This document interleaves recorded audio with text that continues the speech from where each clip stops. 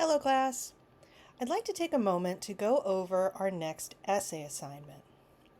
Essay number 2 focuses on our contemporary short fiction, and you have a choice of 3 possible topics. You only have to choose one. So on this page, I have our essay questions along with brief outlines that you can follow to write your essay. Now, essay question number 1. You could focus on our authors from Africa, from Nigeria. Both authors from Africa address the imposition of British culture on Nigerian people. What kind of statement do you think each author is making about the British colonial presence and its persistence in Nigeria? Use specific details from the reading to support your answer. So remember, this is an essay question, so you want to have clear intro, body, and conclusion paragraphs. In your introduction paragraph, provide some background on Achebe and Adichie. Who are they? Where are they from? What are they known for? And then remember, you need a thesis in your introduction paragraph. And the thesis statement should say something like, don't copy this exactly, but something to the effect of, these authors show how British colonialism affects Nigerians in various aspects of their life. I listed here school, economic, and religious areas, but you can focus your thesis on whatever you think is the most important. And then I have 2 body paragraphs here. You want to have at least 2 body paragraphs. One body paragraph to focus on Chinua Achebe, and one body paragraph to focus on Chimamanda Ngozi Adichie. So for the body paragraph 1, you want to focus on Chike's school days and look at the ways in which our characters are influenced by British culture. We see Chike learning English. We see his parents convert to Christianity. And those are 2 major ways that British colonial influence is shown on these characters. So you want to bring in details from the stories into your body paragraphs. That's where you show your supporting details. And then body paragraph number 2, focus on the headstrong historian and the different ways we see British colonial influence acting on the characters there. So there's lots of options here. We can talk about the, Nwanga hearing about the British coming with the largest guns. So there's violence attached to the British presence here. And then she wants her land back, and so she sends her son, Anikenwa, to learn English at the Catholic mission. Because he's at the Catholic mission, he's learning more than just English. He's also learning Christianity, and he ends up taking on a lot of those customs, which causes a rift between Nwanga and Anikenwa. So we see lots of influence here from the British, and we also see how it affects the family's relationships. And then remember, there's Grace at the end, the headstrong historian who decides to go back to her African roots and, rebels against her father's Britishness.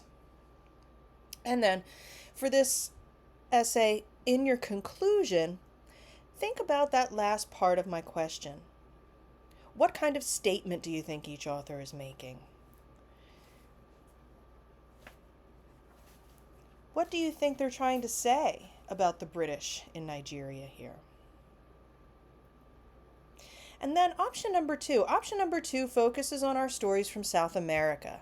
We have Senator Onesimo Sanchez from Death Constant Beyond Love, and we have Borges in Borges and I. So here's our question.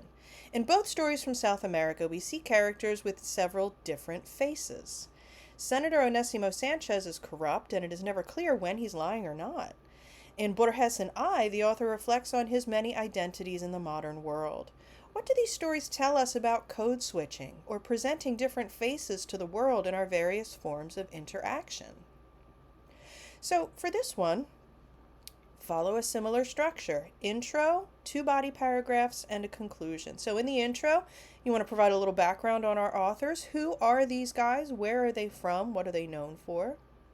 And then your thesis statement would be something to the effect of, both stories show characters that present different faces to the world. And this kind of gives us an idea of what it's like to be in the modern world when we have these different kinds of codes we use or faces we present to the world. And then body paragraph number 1, focus on Gabriel Garcia Marquez's story, Death Constant Beyond Love. Use details from the story to show how this senator is corrupt and how he presents different faces to the world. Remember, in the beginning of the story, we see him doing a speech where there are people hired to come in and act like they are a crowd supporting him. And then we see him negotiate with Laura Farina, the daughter of a criminal who wants to have his name cleared, and the senator, he thinks, should help him with that. And then body paragraph number 2, focus on the Borges story, and Borges and I. It's a very short story, but we see a lot of different notions of identity here. Borges talks about his preferences. He talks about the mail he gets. He talks about his reputation as a writer and how all of these different identities sometimes blend together and sometimes don't. So use details from Borges' story to talk about these different selves that he experiences in the modern world. And then in a conclusion here, think about code switching. Think about how that's a part of our daily life now. We have different faces to present to different kinds of communities. And so what are these stories telling us about that? And our last one focuses on our contemporary women authors, Jamaica Kincaid and Hanan Al-Sheikh. So here's our question. In what ways do Jamaica Kincaid and Hanan Al-Sheikh show us the restrictions women experience growing up? Use specific references to our class readings to support your answer. So again, I would do a body paragraph for each author. So the introduction, this is going to look really similar to the other ones. You want to provide some background on your authors, and then the thesis statement. So for here, the thesis statement would say something to the effect of, these authors show us young female characters who are faced with many lessons about growing up as a woman in their respective societies. And then a body paragraph on each of the stories. What does Jamaica Kincaid do in her story? I have a possible topic sentence here. Jamaica Kincaid uses voice of a female authority figure to show the lessons girls must learn. In her story, it's almost a monologue. There's just a couple times when the girl speaks up, but most of the text is direction from a female authority figure about what she must do. So think about the kinds of lessons that she has to learn. And then body paragraph number 2, focus on the Hanan Al-Sheikh story, the women's swimming pool. Here we have a young Lebanese woman, maybe teenager, in a conservative family who really wants to just get out and see the ocean. And the whole story is really her struggle to do that and try to get her grandmother to go along with it.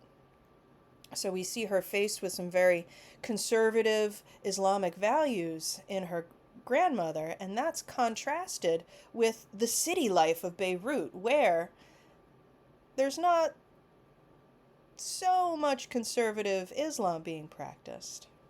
There's a lot more secular life in the city. So, where do we see Hanan Al-Sheikh's character being restricted in her life? And then in a conclusion, both authors show us the lessons young women must learn and the restrictions placed on them because of their gender. Here, as with any conclusion, you want to sum up your main points and leave the reader with some perspective on your topic. And so, tell me, What do these authors show us about growing up as a young woman? So, any questions about the essay, please contact me. Here is my email, and I'm always happy to hear from you.